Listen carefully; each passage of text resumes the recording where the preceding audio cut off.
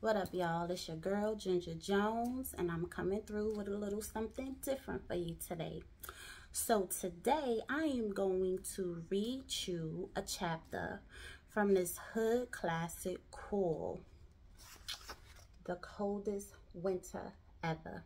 It was written by Sister Soldier, published in 1999, and you know, I was just thinking of something to do because I was bored, and this is one of my favorite books. I was like, let me read this for the peoples and see what they think of it. So I'm gonna go ahead, I'm gonna read a chapter, and let me know if you like this by liking the video. And here we go. Let's see what's up. Oh, yeah. Let me not even front. Can't see. Okay. This is a theatrical read, so I will be acting out what I read.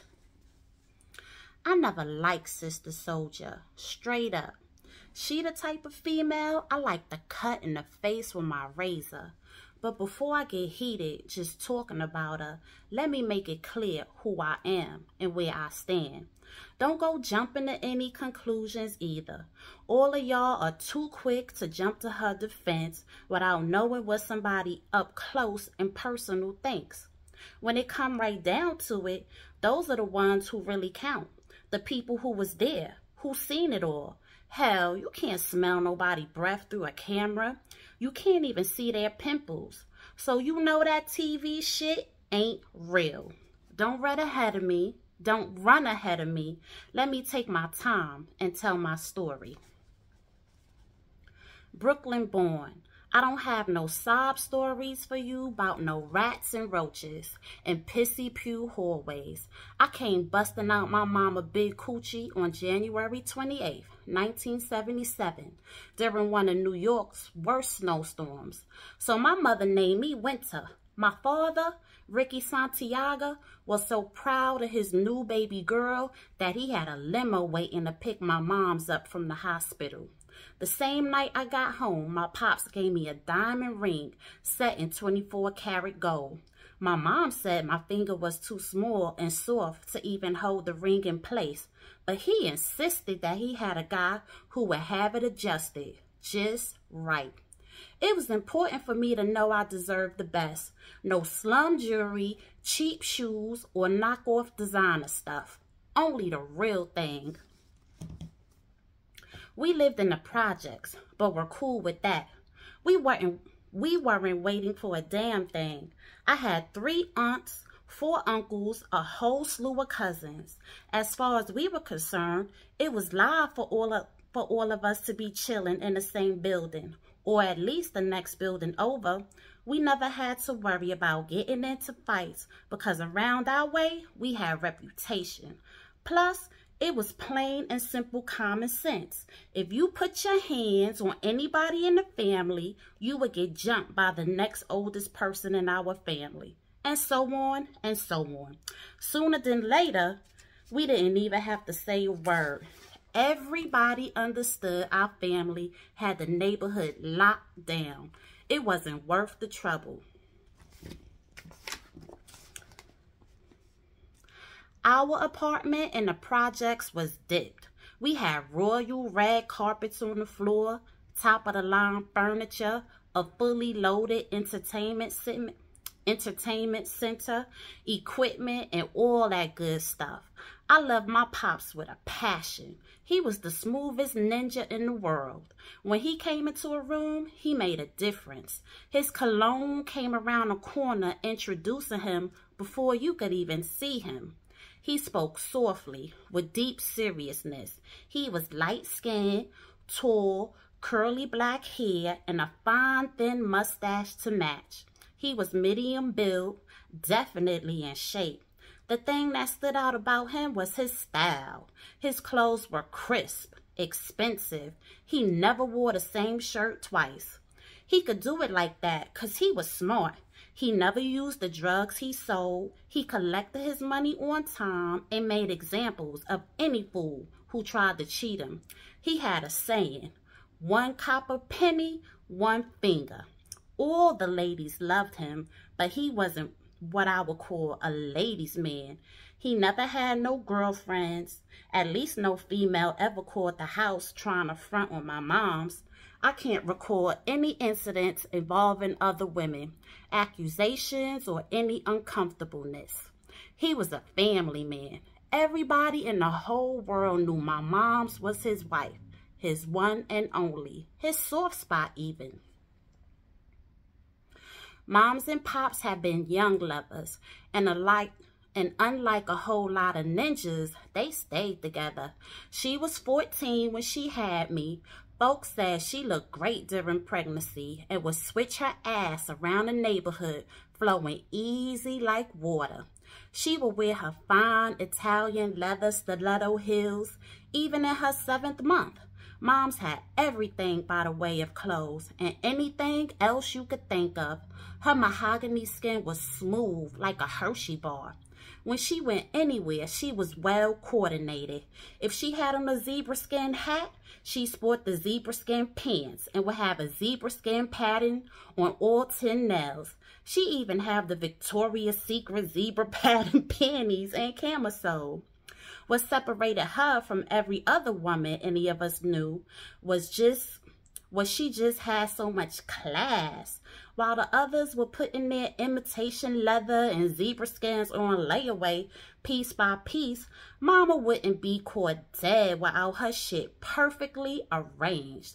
By the time hoes sported their outfits, all their shit was played out, straight out of style. When it came to shopping, Mama had no mercy, and that's the way Santiago liked it. His woman was supposed to be the showstopper. Mama didn't work cause beauty, she said, was a full-time occupation that left no room for anything else. She sit at her vanity table for 3 hours, making sure she positioned each extra long lash on just right. She argued with anyone who said she wasn't born with those lashes that framed her big, wide brown eyes that were gorgeous, with or without forces. She made it clear to me that beautiful women are supposed to be taken care of. She would whisper in my ear, "I'm just a bad bitch." Now, a bad bitch is a woman who handles all her business without making it seem like business. Only dumb girls let love get them delirious to the point where they let things that really count go undone. For example, you see a good-looking ninja walking down the avenue, you get excited. You get wet just thinking about him. You step to him, size him up, and you think, looks good. You slide your eyes down to his zipper, check for the print. Inside you scream, yes, it's all there. But then you realize he not wearing a watch. He ain't got no car keys, no jewels. He's sporting last month's sneakers. He broke as hell. A bad bitch realizes that she has 2 options. She could take him home and get her groove on just to enjoy the sex and don't get emotionally involved because he can't afford her. Or she could walk away and leave his broke ass standing right there. Having a relationship is out. Getting emotionally involved is out. Taking him seriously is out. If a bitch is extra slick, she could keep this guy on the side for good sex. He then becomes a commercial to the money man who was the main program. The money man is the guy who knows how to provide, knows how to bring home the goodness, and bless his woman with everything she wants. Now, the money man might not be ringing any bells sexually, but if he has ends, if his pockets is heavy, a bad bitch will moan like this ninja is the original Casanova. When he's sexing her, she'll shake. When he's sexing her, she'll shake, pant, and cry out like he's creating orgasms as strong as ocean waves. Now, Moms must have been a bad bitch, because she had it both ways. She had the money man with the good looks, loyalty, and I know Pops was laying it down in the bedroom. Mom's got her hair done every 3 days. The shop we went to, because she always took me, was for the high roller girls. These were the few women in the neighborhood who are able to hook the big money fish. They all went to this shop to get their hair done, nails did, and more importantly, to show off and update on the shit that was going on. Earlene's were where we could go get our hair done while we collect the information on the side. By the time I was 7, I understood the rules perfectly. Keep family business quiet. Most things was better left unsaid. Even though this was the high rollers hair shop, we were clear that motherfuckers was jealous of us. My pop's operation was steadily building. As a young guy, he started off as a lookout, but was so sharp that now he has organized his own thing. He has his own workers and whatnot. People knew he was headed to be the next Big Willie by his style.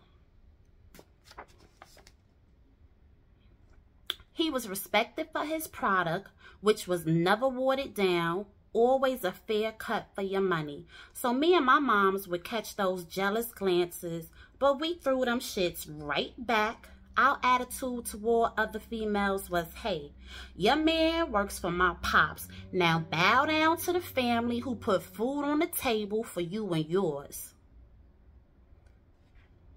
Santiago was the #1 businessman in our area by the time I was 13, running things. Although he taught me never to sweat the small stuff, it seemed like every move he made, he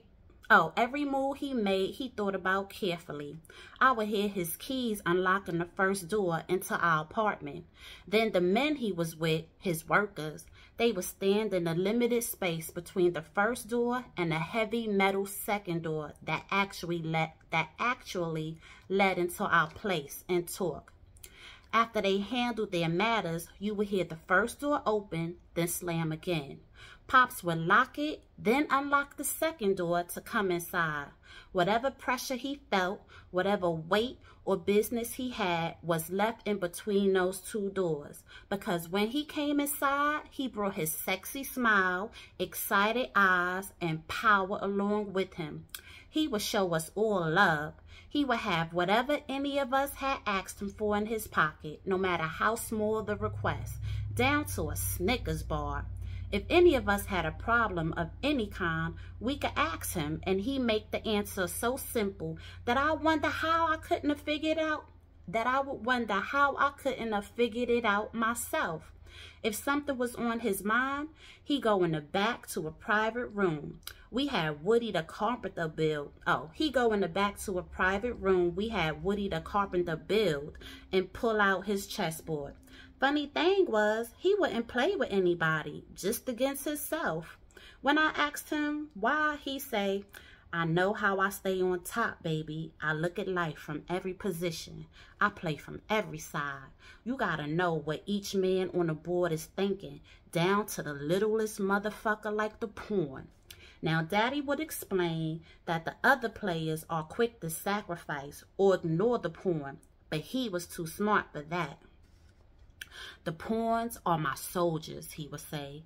If I surround myself with strong soldiers, give them all a stake in the game, then they will keep the hood strong and tight. He would look into my eyes as if to ask, do I understand? I didn't want him to know that I dig him so much that I listened to him for as long as he wanted to talk, but I didn't give a fuck about a game of chess. He would break down how around our way there was always some young kids trying to spread their wings and test his operation. He said they mostly stupid though, cause no smart guy is gonna try to kick in the door of the big man unless he got an extra tight, professional, strong, and ruthless crew.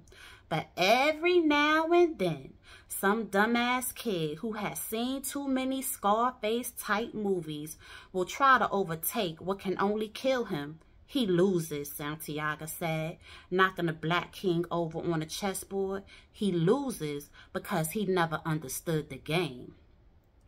The up-and-coming dealers on the block was Santiago's number 2 problem. His number 1? Oh, was his number 2 problem. I was his number 1. He loved me like crazy, but was getting nervous about the way men, young and old, was checking for me. It was amazing how in 1 year, from age 12 to 13, my titties sprouted. I even had the ass to match. I don't know who was more excited, the men or me. I was walking around, poking my stuff out in any direction that looked good to me. But anybody who stared my way for more than a few seconds was in danger of catching a critical beatdown. Pops already made an example of at least 2 ninjas around the way. Santiago sliced this one dude from his left ear to his right ear. We call that kind of cut a hospital run. But this guy never got to go to the hospital. Santiago let his blood gush out until Doc got to our apartment. Now, Doc ain't really no doctor. He just has some medical training in the Army. Santiago calls him when he don't need the police and hospital butting around his business. Well, when Doc got finished with dude, his cut just bubbled up all the way across his face. Everybody in the neighborhood started calling him Bubbles for that ugly scar. Bubbles' crime was looking at me with lust in his eyes while he was supposed to be installing the safe in our apartment. Now Bubbles was a walking billboard that no one is allowed to fuck with Santiago's daughter. After that, we got the second metal door installed in our apartment, and none of Daddy's workers were ever allowed past that door again. Now, Mom's thought Santiago's ways was way overboard. She told him she was just going to get me some birth control pills and let me go. Because when a woman want to get fucked, she get fucked. She gets fucked whether it's in the car or in the closet. Suggestions like this just got Santiago more crazy. He made it clear to Moms. Winter is not a woman yet. None of these lowlives are gonna make a trick out of my flesh and blood. Pops will pull me to the side, grab my shoulders with his strong hands and firm grip, stare into my eyes and tell me slowly, only a hard-working man, a sharp thinker, who doesn't hesitate to do what he gotta do to get you what you need to have deserves you. He repeated that lesson often. I would think to myself, only Papa fit that description. Now, I love Papa, but I hated the way he cock-blocked. Every teenage girl want to cut loose and get close to the fire, but I was like a pot of boiling milk with the lid on. You know, that's really ready to explode and slide down the side of a pan. So my peeps kept me busy by giving me things to do all the time. I had to watch my baby sisters, Mercedes and Lexus, the twins. They was a real pain in the ass at 8 months old. Then I had to look out for my other little sister, Portia, who was 4. She wasn't half bad since she didn't shit all over all the time. Sometimes the 3 of them kids together got on my nerves so bad, they made me want to go to school. But my policy was to go to school just enough so the authorities wouldn't kick me out. If I had a new outfit to show off or some new jewels I knew I'd get sweated for, fine. But I wasn't going to report to school every day like it was some type of job when they weren't even paying me for it. School was like a hustle. Teachers wanted me to come to school so they could get paid to control me. What do I get out the deal? Enough said. I just wasn't having it. As busy as they kept me, there was Midnight. I guess he got that name because Midnight was about the only thing blacker than him. He was one of my father's workers. He was real serious, like my father. He always looked like he was thinking deep thoughts and had a lot on his mind. I figured maybe he had a plan to take over the world. I liked that because he would need to own the world to win me. He never smiled. He didn't joke around like the other ninjas in our age group. He did his pickups and deliveries like clockwork. My father once referred to him as a strong young lieutenant. Santiago liked him because he said he never tried to test or flex. He knew Santiago was the boss, and he was comfortable and cool with that. Midnight never attempted to skim, pay late, or run games like some guys did when they first started out. I like Midnight for other reasons too. In the summertime, he wore white when he played basketball. His mother or whoever washed his clothes must have been more handy than them happy homemakers on the TV commercials, because his shit was crisp. But what really got me was that black skin. It was smooth and perfect. It laid on top of his bone structure like tight saran wrap. His arms was cut. I could tell he lifted weights, but he wasn't all big and swollen like those little dick assholes in the magazines. He was tall, yet medium-sized and perfect. His muscles were defined. His veins stuck out, emphasizing his strengths. His neck was slim and strong. He would come to the park on Saturdays. I know, because I was clocking him like that. He would be wearing a new sweatsuit every time. He held his money in a gold money clip. He would take the money clip with the money neatly stacked out of his sweatpants pocket. He'd take off his pants, stripping down to the basketball shorts he had on underneath. His powerful legs was as cut as his upper body. For this, I gave him mad respect. I can't tell you how many guys I've seen with strong upper bodies and legs like a chicken. He would put that money clip on the side. He would put that money clip on the inside of his basketball shorts and play ball. My eyes would move in and out of his structure. I couldn't wait to put my lips against his skin and maybe even suck his collarbone or something. To make the package complete, Midnight's kicks were always new and clean. Now, Midnight never paid me no mind. I wasn't worried about it though, because one thing I learned from my mother is a bad bitch gets what she wants if she work her shit right. Pops also taught me something useful about patience. He said sometimes a victory is sweeter when it takes a long time to carry out the plan and you catch the person completely off guard. What I was up against was the fact that Midnight worked for my pops. So even if he ever considered me, he probably ruled me out. He was 5 years older than me, so he might have also considered me jailbait. The worst thing about it was that I couldn't tell either way. You know how they say a person's face is a dead giveaway? Well, Midnight was the opposite. His face seemed serious all the time. His reactions just didn't show up. Even when he plays ball, he didn't talk trash like the other ninjas. He didn't even react when they tried to mess with him. He just seemed focused on the basket, made his moves, scored in jumpers. He didn't even smile when he won. At first, to get his attention, I did the regular things like rocking my skirts extra mini, shortening my already short shorts, sporting halter tops and cute little metallic bras. As I got sexier, he went from looking at me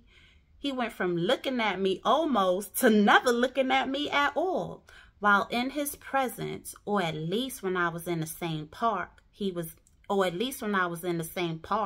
watching him play ball, I would try to get his attention by acting mad. I sucked my teeth, rolled my eyes at him, still nothing.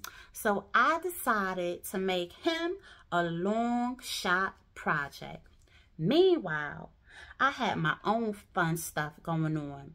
I would ninjas take me to the movies, or should I say, I went to the movies with my girlfriends and met ninjas there, not wanting to ruffle Santiago's feathers by bringing a worthless ninja home.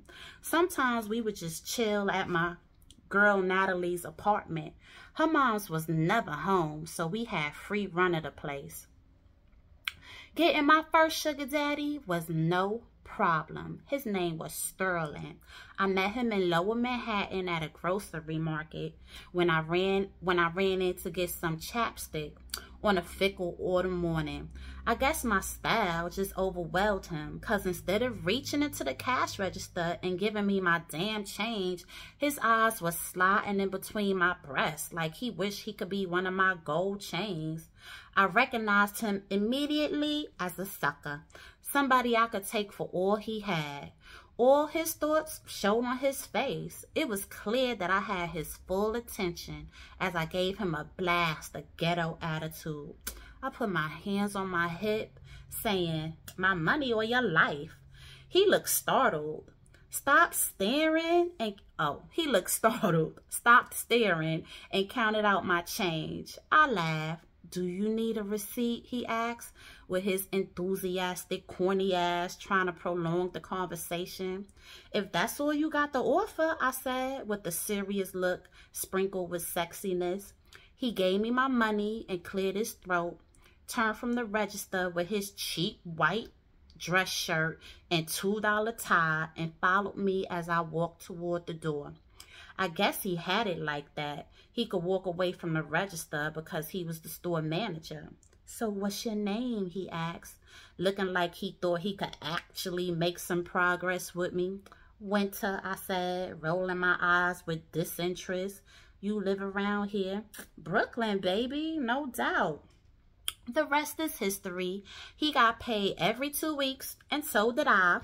He worked at the store, and I worked on him. I had him buying me shit he couldn't afford. We ate at places he never knew existed. Whatever little money he took home and paid, I took my 25% like I was his freaking agent or something. It worked out smooth, him living in Manhattan out of Santiago's eyesight. Besides, the little piece of cash he provided meant a new outfit, an extra gold bangle to my collection, whatever. Like Mom said, you can never have too much. Santiago shook up what was supposed to be my sweet 16th birthday with shocking news. We were all around the table. My chocolate Baskin-Robbins ice cream cake was bombarded with small nuts and 16 carefully placed maraschino cherries. Daddy handed me a long, slim box, the kind I like because it always meant jewelry. I tore off the gold wrapping paper and smiled wildly as I lifted my new diamond tennis bracelet off the clean white cotton. My mother's mouth hung open as she inspected my diamonds from across the table. Even though she knew better, she was confirming that they were white, clear, and sparkled like diamonds, not cubic zirconias. As I put the bracelet on, Santiago handed me a birthday card. This was unusual because we weren't big on cards and poetry and shit like that in my family. As I fumbled with the catch on my bracelet, my mom opened the card, suspecting, I guess, that there must be some birthday money in it or something. She probably figured that if I got cash in addition to this bracelet, Santiago had gone overboard again and would need a talking to later on. As she opened the card, 2 Polaroid snapshots fell out onto the table. She picked it up, twisted up her face with curiosity, and said, "Baby, what's this?" "It's our new house in Long Island," Daddy said coolly with pride and confidence. "I wanted to surprise everybody, and I figured today was as good a day as any. We're moving. First class, baby. Only the best. Top shelf for the ladies in my life." I was feeling crazy. The gold candles on my cake melted away, and so did my dreams under the pressure of the flickering fire.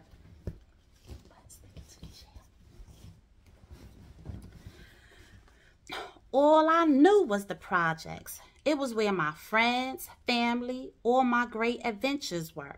I knew these streets like I knew the back curves of my own body. I was like the princess of these hallways, alleyways, back staircases, and whatnot.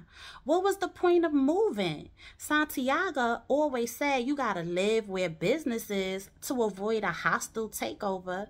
He said that a man gotta carry a powerful presence a man has to carry a powerful presence in his neighborhood so the small timers didn't start itching with takeover fever.